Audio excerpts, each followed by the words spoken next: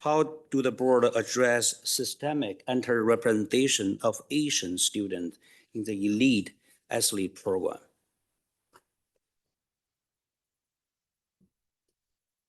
Thank you, and through you, Chair.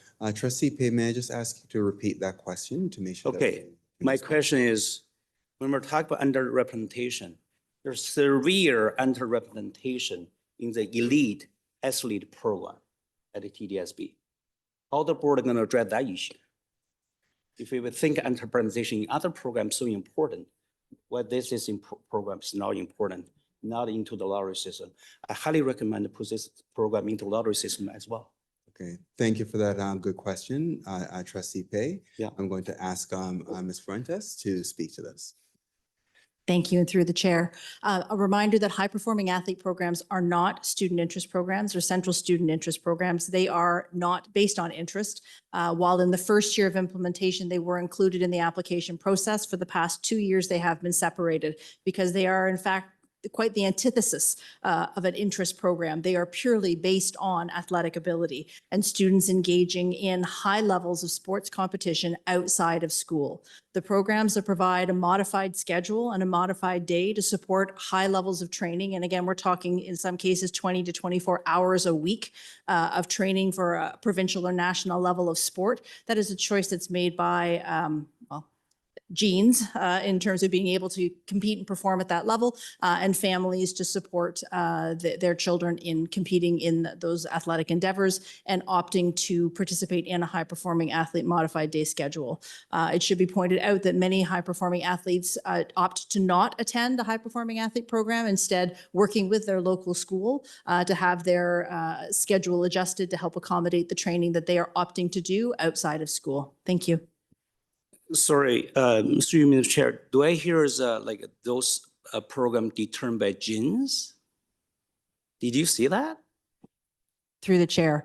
My apologies. I was being a little facetious in that they had the ability to perform at a provincial or national level of competition in their sport. Madam Chair, I'm really confused here. Why we have a double standard here? One program is determined by ability.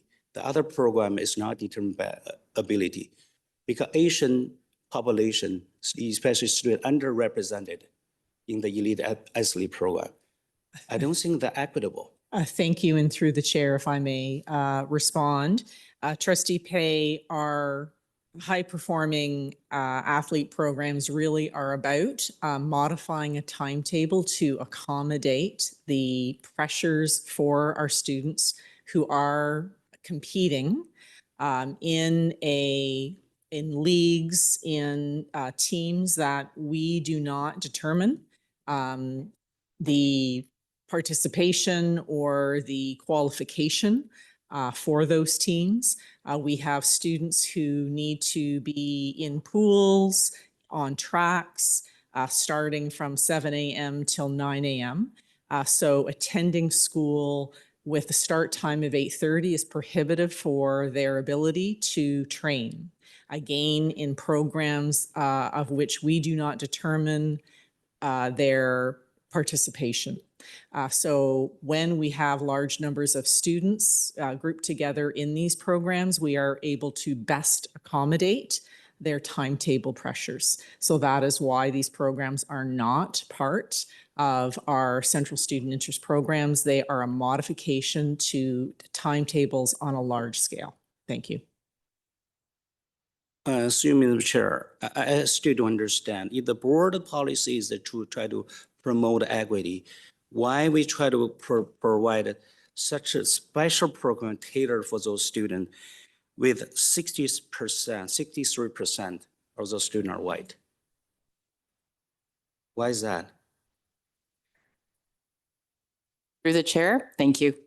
Just to clarify, to add to Associate Director Sarisco's remarks, to be clear that the high-performing athlete programs that the TDSB offers do not have any programs offered at the school. So for example, I'm a gymnast. For those of you who know me, I am not.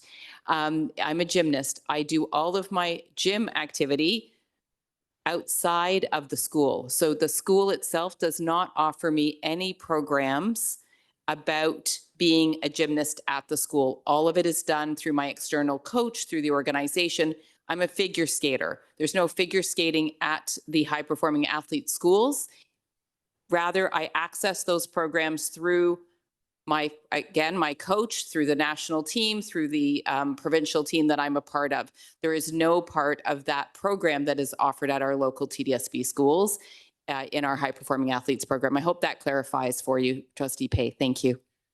Through you, Mr. Chair, I still don't get it. So what the program really provided by the schools? What the program really provide? Why they're called, why they're so special? Thank you, and through the chair. Chair, I do believe that we have answered this question. Thank you.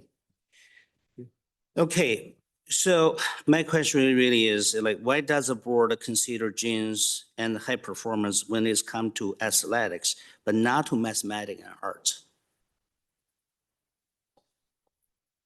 Thank you, and through the chair, again, Policy 100 work plan is before the Board of Trustees, having gone through GPC.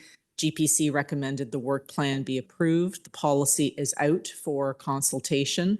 That is the purpose of the work plan. We look forward to engaging with focus groups, reviewing surveys from parents. We've been listening very intently, and thank you to trustees who have raised considerations and ideas for us to be responsive to some of the considerations and ideas that you've generated, and we know our families will give us much more. The revised policy will come before you for consideration in the months ahead. Thank you.